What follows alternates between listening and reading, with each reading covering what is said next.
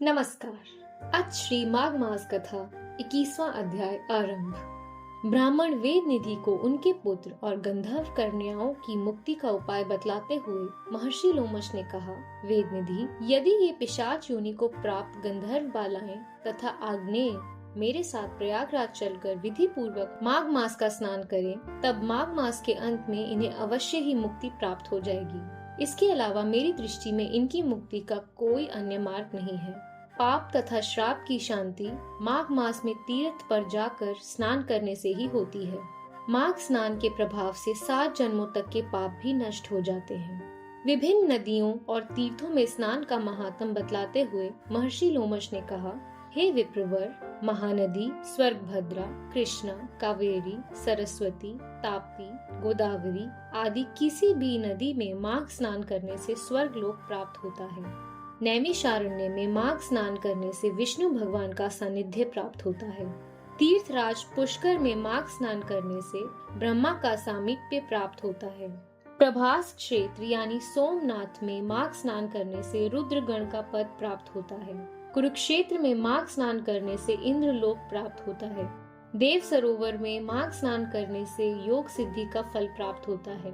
देवकी में स्नान करने से मनुष्य को देव शरीर प्राप्त होता है। माघ मास का स्नान गोमती में करने से पुनर्जन्म नहीं होता और मोक्ष प्राप्त हो जाता है। महाकाल, ओंकारेश्वर, अमरेश्वर, नीलकंठ तथा हेमकुंड में स्नान करने से ऐश्वर्य सहित रुद्रलोक प्राप्त हो जाता है। प्रयाग में तो माघ मास में मात्र 3 दिन स्नान करने से महापापी भी मुक्ति पा जाते हैं तथा देवलोक में देवताओं के समान सभी सुख प्राप्त करते हैं। हे वेद निधि, एक समय ब्रह्मा जी ने समस्त तीर्थों, व्रतों, दानों, तपों एवं यज्ञों को एक पलड़े में तथा प्रयागराज के माघ स्नान के फल को दूसरे पलड़े में रखकर तोला था। तब माघ स्नान का पलड़ा ही भारी रहा, अतएव इसे सर्वाधिक फलदायी जानना चाहिए। इसके विषय में मुझे एक छोटा सा आख्यान याद आ गया है, वह मैं तुम्हें सुनाता हूँ। इसे ध्यान पूर्वक सुनो। अत्यंत प्राचीन काल का वृतांत है। अवंती राज्य में वीरसेन नामक एक धर्मात्मा राजा राज्य करता था। उसने नर्मदा नदी के तट पर राजसूय यज्ञ किया था। उसने 16 अश्वमेध यज्ञ भी किए थे तथा इन यज्ञों में उसने अतिथियों तथा अभ्यागतों को स्वर्ण आभूषणों का दान दिया था। हे विप्र, उस धर्मात्मा राजा ने ब्राह्मणों को पर्वत आकार अन्न के ढेर दान में दिए थे। वह दानी और धर्मात्मा राजा भगवान और देवताओं का बड़ा भारी भक्त था। गौ एवं स्वर्ण का नित्य दान करने वाला था। राजा वीरसेन के राज्य में ही भद्रक नाम का ब्राह्मण भी रहता था। वह मूर्ख तथा हीन कुल में उत्पन्न और अधर्मी था। अज्ञानी होने के कारण वह कृषि कार्य करके अपना भरण पोषण करता था, परंतु वह यह कार्य भी अधिक दिनों तक नहीं कर सका। तब उसके निष्क्रिय और धर्म रहित आचरण से दुखी होकर परिवारजनों ने उसे घर से निष्कासित कर दिया। तब वह क्षुधा तथा कष्ट से व्यथित होकर इधर उधर भटकने लगा। हे विप्रवर, एक दिन तीर्थ यात्रियों का एक दल स्नान के लिए श्री प्रयागराज जा रहा था। भद्रक भी उन्हीं के साथ हो लिया।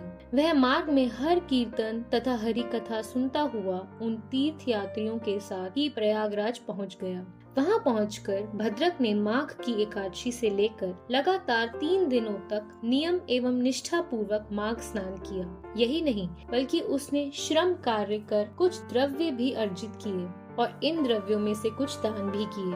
प्रयागराज में माघ मास में 3 दिन के स्नान से ही उसका हृदय परिवर्तन हो गया। उसने संकल्प किया कि अब वह आजीवन चोरी, निंदा, द्वेष, ईर्ष्या इत्यादि अपकर्मों से मुक्त रहकर इंद्रियों को वशीभूत रखकर जीवन व्यतीत करेगा। सत्य और अहिंसा का पालन करते हुए शुभ कर्मों में लीन रहेगा। आगे उसने अपने संकल्पानुसार जीवन व्यतीत किया। उसने भिक्षावृत्ति तथा दान इत्यादि लेने को त्याग कर कठिन श्रम करके जीवन व्यतीत करते हुए परोपकारी जीवन बिताया। अपनी परोपकारी वृत्ति तथा ईश्वर भक्ति के कारण भद्रक संपूर्ण प्रांत में लोकप्रियता तथा श्रेष्ठ सम्मान को प्राप्त करता गया। उसने खूब धन, ऐश्वर्य तथा यश प्राप्त किया। पृथ्वी पर लंबा और ऐश्वर्यपूर्ण जीवन बिताने के पश्चात देवयोग से राजा वीरसेन और भद्रक की एक ही समय में मृत्यु हो गई। दोनों को ही अपने सत्कर्मों से स्वर्ग प्राप्त हुआ। महर्षि लोमश ने कहा, मैंने स्वर्ग में जाकर उनकी स्थिति को स्वयं देखा है। वे आज भी स्वर्ग में निवास करते हुए दिव्य सुख भोग रहे हैं। अपने नेत्रों द्वारा देखा हुआ प्रयागराज में माघ स्नान का यह महत्व मैं संपूर्ण रूप से मुख द्वारा वर्णन नहीं कर सकता। हे विप्रवर, इस विषय में तुम अब पिशाच मोचन नामक एक आख्यान सुनो। प्राचीन काल में दया सागर तथा देवधुति नामक वैष्णवों ने पिशाचों को मुक्ति प्रदान की थी। इसे ये गंधर्व कन्याएं तथा तुम्हारा पुत्र भी सुने। निश्चय ही इन्हें पिशाच योनि से मुक्ति प्राप्त होगी। शेष वृतांत अगले अध्याय में। इति श्री पद्म पुराणे माघ महात्म्ये 21वां अध्याय संपूर्ण। भगवान विष्णु की जय। धन्यवाद।